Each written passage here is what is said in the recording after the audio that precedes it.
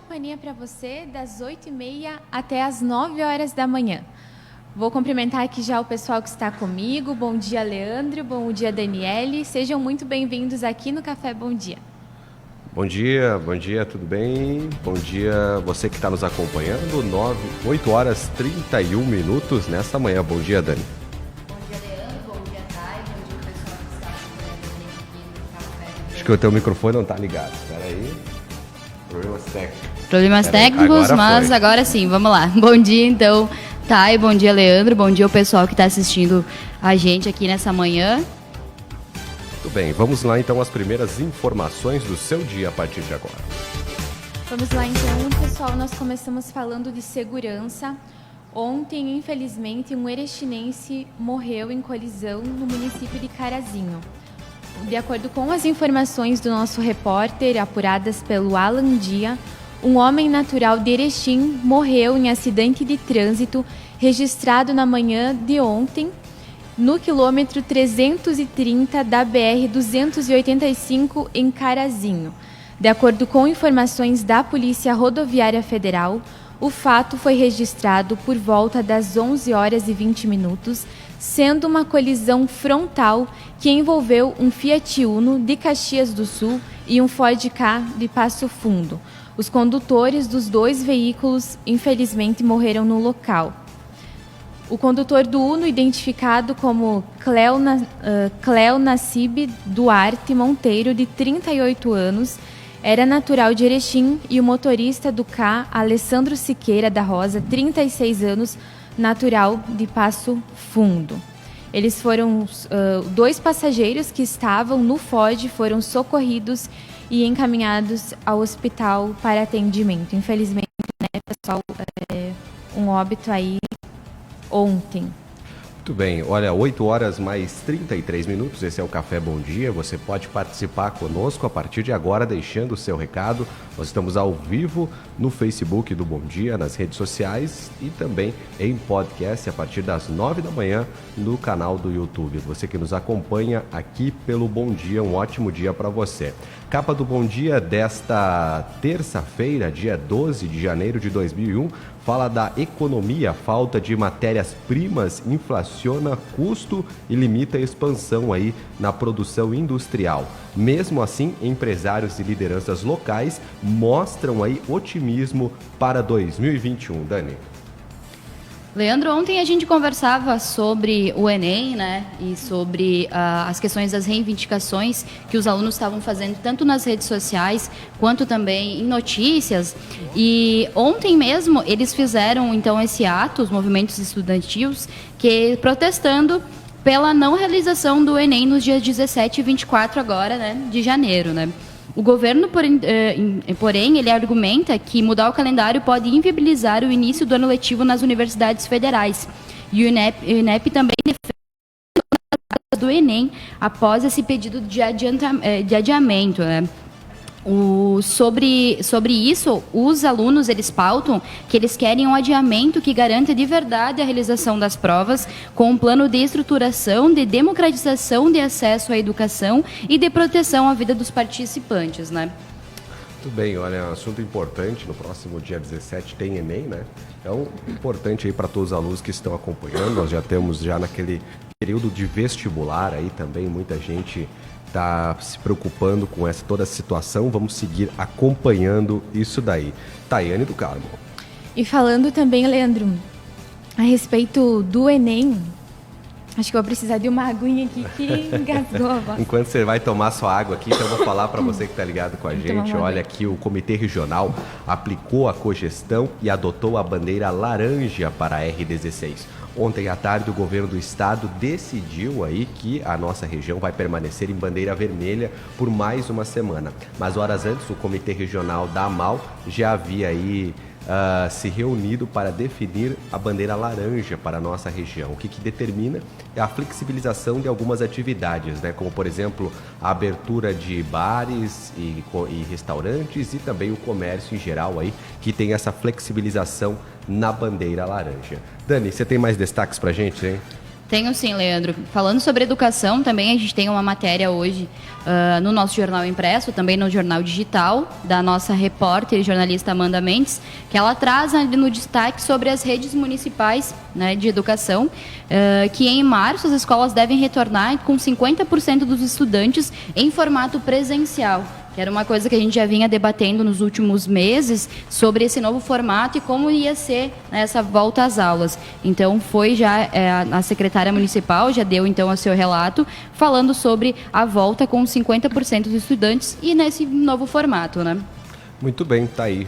Importância do retorno às aulas. Tomou sua água, Tayane do Carmo? Vai Tomei lá, então. a água agora com a garganta 100% limpa, vamos continuar. A Dani estava comentando antes a questão do Enem. Saiu hoje uma notícia que os portões este ano eles vão ser abertos mais cedo. Geralmente era aberto ao meio-dia, então numa nota divulgada ontem pelo INEP, o Instituto informou que os portões dos locais de aplicação dos testes serão abertos a partir das 11h30, né, no horário de Brasília, e serão fechados a partir das 13 horas. Então, aí vai ser aberto meia hora antes, né, para evitar aglomeração e contaminação do coronavírus. Muito bem, olha, destaque no dia de hoje, nacional, é a Ford, aí, que demitirá cerca de 5.000 funcionários no Brasil, aí, em pelo menos 2 unidades, está se retirando do mercado nacional e vai abastecer o mercado brasileiro com o material de outros países, ou seja, carros fabricados na Argentina ou no Uruguai serão vendidos aqui no Brasil, né? Já os carros montados no Brasil. Isso aí gerará pelo menos 5.000 empregos a menos aqui no nosso país, né? Muito triste essa situação e o BNDES já cobrou explicações da Ford, porque a Ford tem aí valores, pelo menos dois empreendimentos em parceria com o BNDES aqui no país. E agora quer mais esclarecimento sobre essa questão que está aí em destaque nesse momento no cenário nacional. Dani. Também trazendo um pouco do cenário nacional, Leandro e Thay, o pessoal que está nos assistindo, a gente vem falando bastante sobre a questão do Covid, que é um assunto que está em qualquer espaço, né? A gente fala muito, tanto nos nossos grupos de amigos, como no trabalho, como também em lugares que a gente tiver, a gente vai estar falando sobre o coronavírus, né? E é importante ressaltar que o Amazonas, quando começou a pandemia, quando começou os primeiros casos, ele foi um dos estados que teve maiores concentrações de mortes, né? E agora, mais uma vez, como o pessoal já está pautando que essa segunda onda do coronavírus, o Amazonas mais uma vez vem sofrendo drásticos perdas, né? Bastante casos de morte acontecendo. Um dado importante também de ressaltar é o próprio serviço funerário, que ele acaba entrando em colapso com essas tantas vidas que estão sendo perdidas em relação ao coronavírus, né? Então é interessante a gente também analisar isso e o quanto os estados também estão sofrendo. Aqui no Rio Grande do Sul a gente também tem uma estimativa já grande de pessoas que acabaram perdendo a vida em relação ao coronavírus. E analisar como as cidades também estão se preparando, até porque as próprias questões econômicas também, né? Isso é interessante a gente ver o próprio serviço funerário que também está chegando ao colapso, um dos serviços que a gente às vezes pensa que não vai acontecer, mas que em relação ao coronavírus está chegando a um momento bem crítico, né? Esse é o problema dessa situação, né? É um dos problemas gerados pela situação do Covid, né? Que além de gerar aumento nos hospitais, nos atendimentos, faltas de UTI, lá na ponta também, né? Nos serviços funerários, a gente vê em vários outros lugares do mundo pela internet essa situação que se repete lá em Manaus que no ano passado sofreu, o Amazonas que sofreu com isso e agora volta a enfrentar essa situação. Daqui a pouquinho a gente vai falar da vacina do Butantan, que hoje vai apresentar novos dados aí completos sobre a eficácia da Coronavac. Na sequência, 8h40. Tayane do Carmo. E falando a respeito do coronavírus, aqui em Erechim, Leandro e Dani, tem 60 casos ativos e 2 pacientes hospitalizados. A última divulgação feita pela Prefeitura ontem sinalizou que o município está, até esse momento, com esses números e, ao todo, desde o início da pandemia, 6.502 testes resultaram em casos positivos para a Covid-19 E também 6.378 são considerados pacientes recuperados. Em relação às hospitalizações, 2 pessoas de Erechim estão internadas em razão de complicações causadas pela doença. E em âmbito regional, há 10 pessoas em tratamento nas casas de saúde e 6 nas UTIs. E tem 4 pessoas que estão nas aulas clínicas. Né? A Prefeitura, por meio da Secretaria Municipal de Saúde, confirmou ainda que foi registrada mais um óbito devido às complicações da doença.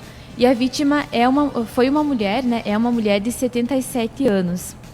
E também tem mais uma informação, né? A Fundação Hospitalar Santa Terezinha também informou por meio do boletim que ocorreu uma morte nas últimas horas na UTI Covid. O paciente de 70 anos residia em Nicolau Vergueiro e estava internado desde o dia 6 deste mês. Então, atualização dos casos aqui em Erechim. 23 graus é a temperatura, céu aberto aqui na capital da amizade. Você vê imagens do centro de Erechim neste momento na sua tela. Olha, muito bonito. Aliás, vamos ver daqui a pouquinho se vai continuar a chuva das últimas horas. Seguimos falando de saúde por aqui, como eu tinha falado antes. Olha, o Butantan anunciou que deve apresentar nesta terça-feira dados completos sobre a eficácia da vacina Coronavac.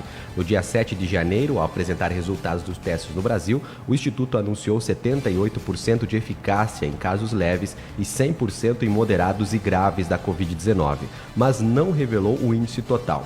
Especialistas acreditam que a eficácia global deve ficar acima de 60%, o que é considerado pela OMS um bom índice. Também ainda sobre as vacinas, hoje a Pfizer, né, que aqui no Brasil também está produzindo a sua vacina, no Rio de Janeiro, ela fez a solicitação à Agência Europeia de Medicamentos de uso emergencial dessa vacina da Oxford, né, que é produzida pela AstraZeneca. Vamos continuar acompanhando e torcendo aí para que a vacinação venha o mais breve possível. Dani. E, Leandro, falando também, voltando ao assunto de falar sobre a vacina, a gente está naquela expectativa, né? Não sei, Thay, não sei, Leandro, mas ontem, quando a gente falava sobre, a gente viu também os comentários ali na live, o pessoal também dizendo que está ansioso para que a vacina realmente aconteça e que a eficácia seja realmente como os estudos vêm apontando, né? Então, é importante mesmo a gente debater cada dia mais sobre isso para reforçar o uso dela, né? Para reforçar também a importância da vacinação. Até porque a gente vê ali que tem um pessoal que desde o começo da pandemia, desde o começo dos primeiros relatos sobre o coronavírus, estavam trabalhando para fazer isso acontecer, né? Leandro, muito também bem. Falando um pouquinho agora, saindo da saúde, também da economia, todo mundo aqui tem um WhatsApp, né? Thay, Leandro, o pessoal também que está assistindo a gente. E essa informação que vai pegar um pouco o pessoal de surpresa. O WhatsApp anunciou ontem, né, na tarde de segunda-feira, que ele deixará de funcionar em alguns celulares. Então, o pessoal aí vai ter que ficar atento. Caso o WhatsApp comece a ter algumas oscilações, é porque realmente ele está parando de funcionar. A previsão é de que o WhatsApp pare de funcionar nos aparelhos listados que eu vou falar para você de fevereiro de 2021. E uma surpresa grande é trazer que os aparelhos mais que foram, né, listados são os iPhones, as gerações 3 e 4, que acabam tendo um sistema operacional um pouco diferenciado e também vão estar, então, com o WhatsApp acabando tendo essas oscilações, né? Quem tem um iPhone mais antigo, aquele pretinho, né, que era mais comum, era mais comum, preto ou branquinho, esse aí agora não vai funcionar mais o WhatsApp. Não vai funcionar. Quais são os outros aparelhos? Temos também o LG Optimus Black, né, o Motorola Droid Hairs e também o Samsung Galaxy S2, que é também um dos mais populares que a gente via, que também tem um operacional um pouquinho diferenciado e que o WhatsApp vai estar, então, saindo de funcionamento nesses aparelhos. Então, fique atento você aí, Tayane. Isso é informação bem importante, né? Hoje em dia, pessoal, a gente utiliza o WhatsApp para praticamente tudo, nas empresas, pessoalmente, enfim, né? Informação bem importante. Bom, agora nós falamos, então, em relação às novas datas de pagamento de IPVA. Então, foi divulgado recentemente as novas datas para o pagamento aqui no Rio Grande do Sul. Quem conseguiu pagar até o início de dezembro do ano passado, que pagou até o dia 30 de dezembro, conseguiu um desconto extra de 3%. As alíquotas incidentes sobre o valor dos veículos permanecem as mesmas de 2020. 3% para automóveis e caminhonetes, 2% para motocicletas e 1% para caminhões, ônibus, micro-ônibus e automóveis e caminhonetes para locação. Este ano, o valor do imposto terá redução média estimada em 4,6% de acordo com a tabela da FIP. Além do pagamento em cota única, outra possibilidade de pagamento do IPVA 2021 é o parcelamento com desconto. Para isso, o proprietário do veículo precisa pagar a primeira parcela até 29 de janeiro com 3% de desconto. As próximas duas serão em fevereiro, até o dia 26, com redução de 2%, e março, até o dia 31, com desconto de 1%. Então, para fazer o parcelamento, é obrigatório o pagamento em três vezes, dentro dos prazos estipulados. Então, aqui, brevemente, só vou passar aqui as datas de vencimento, que são rápidas. Então, para quem tem final da placa 1, 2 e 3, o vencimento vence dia 30 do 4, 4, 5 e 6, 31 do 5, 7 e 8, 30 do 6 e 9 e 0, dia 31 do 7. Então, só para o pessoal ficar atento aí. Tudo bem, né? Lembrando aí que aos motoristas que nos acompanham, né, que ainda é preciso pagar ainda a taxa do licenciamento, né? Nesse ano, o seguro obrigatório, né, que era o DPVAT, não vai ser cobrado dos veículos aqui no Brasil, porque a seguradora líder, que era o consórcio de seguradoras, né, nesse ano decidiu não cobrar aí até que seja regularizado o seu contrato com o governo federal. Já a taxa, que era de 60 a 90 reais, que era para impressão do documento e agora digital, deve mudar. Então, a orientação é que as pessoas paguem o IPVA, mas não paguem a taxa, porque ainda essa taxa deve ser definida, segundo o governo do estado, até fevereiro. 8h47, Dani.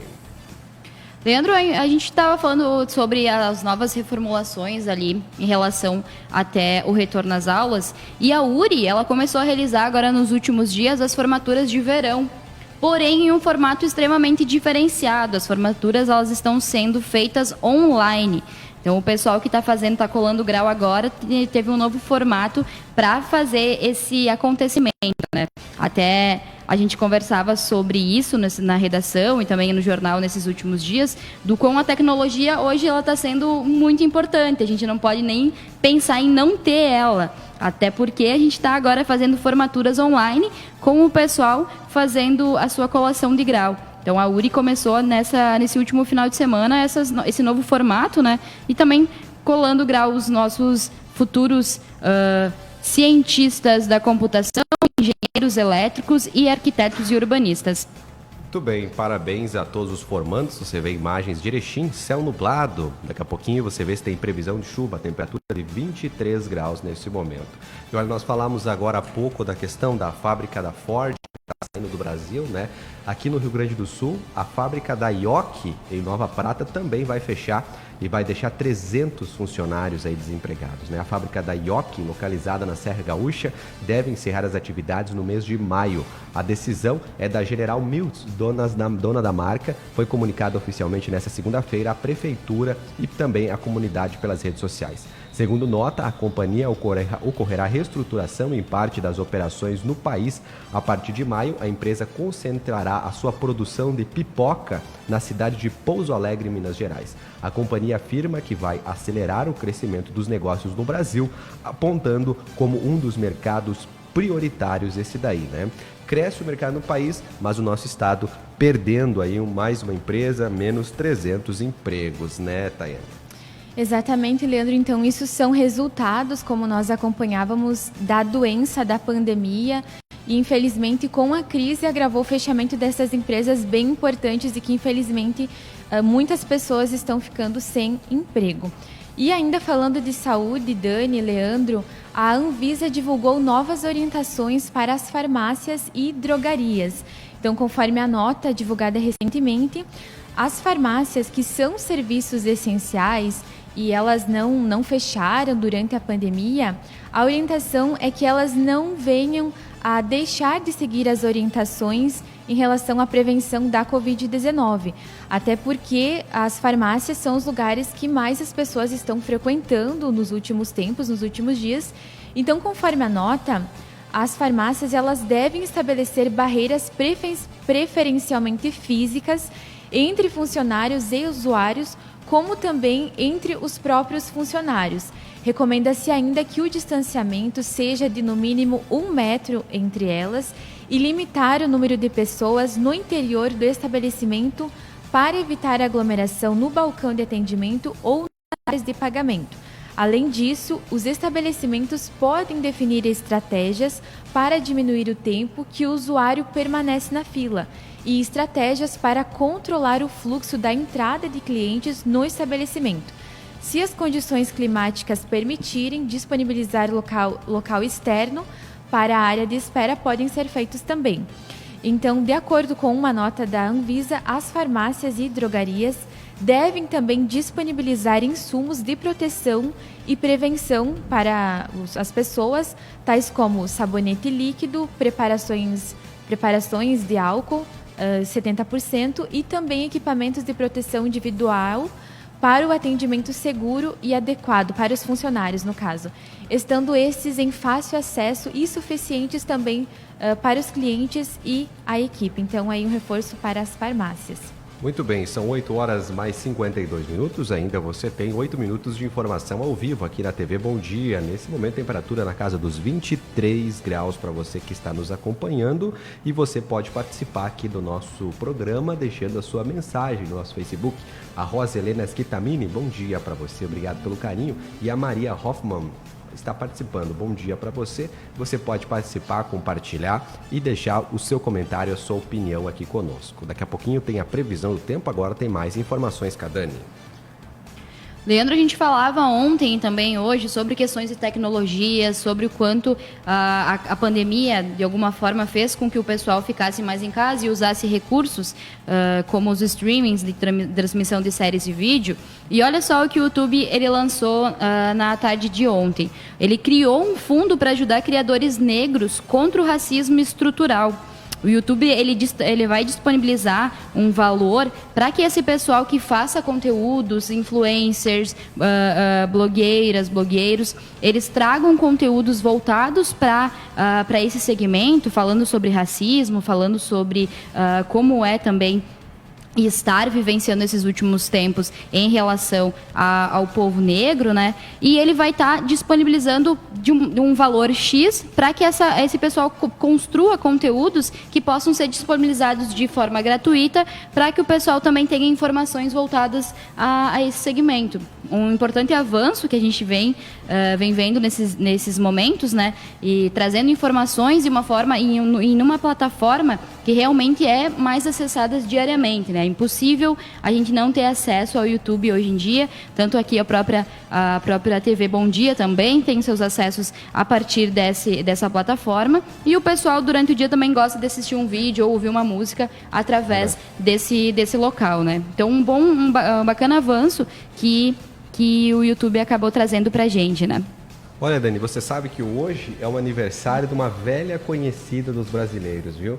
Desde o tempo da minha bisa ou tataravó, guardar dinheiro na caderneta de poupança é uma tradição dos brasileiros. Hoje ela completa 160 anos de existência. Nossa. Foi fundada aí juntamente com a Caixa Econômica Federal lá pelo Dom Pedro II aqui no Brasil, né? E no início ela servia aí para que os próprios escravos pudessem guardar dinheiro para comprar a sua alforria, né? Tá aí a história da caderneta de poupança. 160 anos hoje, aí uma curiosidade pra gente. Taiane do Carmo, 8h54. Olha só que legal. E falando também, Leandro, pegando esse gancho de economia, de dinheiro, olha só. Ontem o governo divulgou o calendário de pagamento do Bolsa Família neste ano. Então agora os depósitos ocorrem sempre nos 10 últimos dias úteis de cada mês. O Ministério da Cidadania divulgou ontem um calendário anual de pagamentos dos benefícios do programa Bolsa Família para este ano. As informações foram publicadas no Diário Oficial da União e em janeiro, neste mês, o pagamento será feito entre os dias 18 e 29. Então, esse é o programa, né, conta com cerca de 14 milhões de famílias que estão inscritas no Bolsa Família e paga os beneficiários conforme o dígito final do número de identificação social. Os depósitos vão continuar ocorrendo, então, sempre nos 10 últimos dias úteis de cada mês. E as datas, elas já haviam sido divulgadas pela Caixa Econômica Federal, que é responsável por operar o programa, né? Então, para quem quiser conferir o calendário, tem que olhar, né, no caso, o seu último dígito e ficar atento aí às datas para conseguir receber o benefício. Muito bem. Dani. Fechando, então, a participação na manhã de hoje, né, Leandro? Eu trago um outro dado extremamente importante que foi lançado numa pesquisa ontem, que as mulheres, elas acabaram dirigindo números recordes de filme em 2020. Olha só. Esse estudo ele foi feito pela Universidade de São Diego e ele aponta esse crescimento positivo na relação da desigualdade, né? Onde a gente vê que as mulheres elas estão ascendendo ainda mais dentro dos segmentos cinematográficos e que elas estão sendo inseridas em um formato que são protagonistas, né? Isso é bacana a gente ver o quanto, depois de tantos e tantos anos, a gente vê a ascensão da mulher fazendo essas produções e levando também um pouquinho do conhecimento. E tu sabe que eu até fui aqui rapidamente recuperar o jornal Bom Dia de ontem, porque na página 24 da contracapa de ontem, o Bom Dia trouxe um destaque feminino também, que a árbitra, a Edna Alves, e a assistente Neuza Bax foram convocadas pela primeira vez pelo Mundial da FIFA. São as primeiras mulheres da história que vão participar dessa competição mundial que reúne clubes aí, que deve acontecer em março, entre fevereiro e março desse ano. 2 brasileiras, né? E ressalta exatamente essa questão da importância da mulher no nosso cenário local. Que bom, né? É um sinal que estamos evoluindo, né? E cada vez buscando ainda mais a igualdade entre todos. Tayane, faltam 8h57, temos 3 minutos ainda de informação. Continuando então, vamos voltar a falar de educação, né? Porque o MEC já está com as inscrições abertas para a seleção de bolsistas do ProUni. Então, quem aí está em busca de iniciar um curso este ano, as inscrições já estão abertas. Todos podem, de acordo com os critérios, podem se inscrever a partir de hoje até a próxima sexta-feira. Então, segundo o Ministério da Educação, as instituições particulares de ensino superior que participam do programa oferecerão